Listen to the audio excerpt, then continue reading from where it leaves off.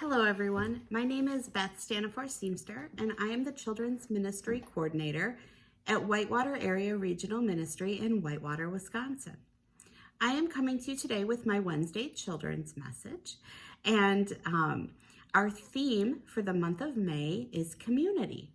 Now, as you know, we've had themes every month since January. We've talked about kindness, love, honoring our feelings, what it means to be made in the Imago Dei, which is, of course, the image of God.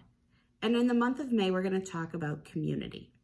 And the Bible verse we're going to use as we talk about community comes from the book of John, chapter 15. It is verse 17, and it says, "This is the command I give you, that you love one another." And of course, we know that love is just not just a nice feeling, but it's also actions and choices that we make. So we are called to love one another. And we know that community is the group of people and animals and all these things that make up our world. We can't just do it alone, even though it's really tempting to think that. Well, today's book I'm going to read, it actually wasn't the one I had planned for this week, but my son picked it up from the library and we read it together, and I liked it so much that I thought it would be a good fit for us. It is called A Good Day.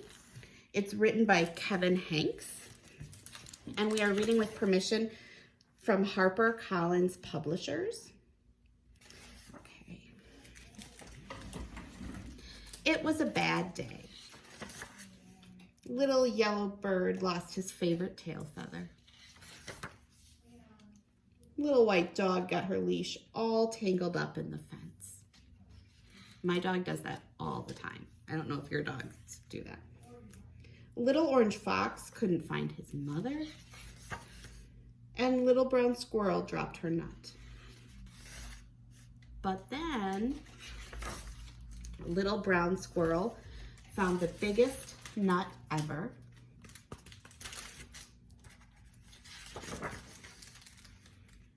Little orange fox turned around and there was his mother. Little white dog worked herself free and ran in circles through the dandelions. And little yellow bird forgot about his feather and flew higher than he had ever before. And there's more. A little girl spotted a perfect yellow feather, picked it up, tucked it behind her ear, and ran to her mother, shouting, "Mama, what a good day."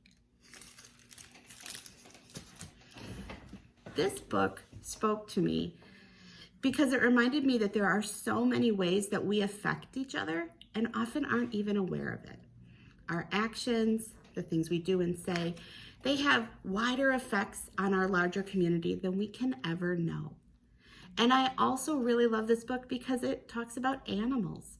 And I think that it wouldn't be right to talk about our community of faith, the group who nurture and love and support us, without talking about animals and nature. Because I think we know, just as we're created in God's image, God created the world for goodness and intended us to be a part of it. So this week, I invite you to think about how your words and actions and deeds might have effects on other people or other creatures wider than you could have ever known. Is there something you do or could do that could make the world a better place without you even realizing it? With that, I'm going to say I miss you all, and I wish you blessings on this wonderful week. Bye.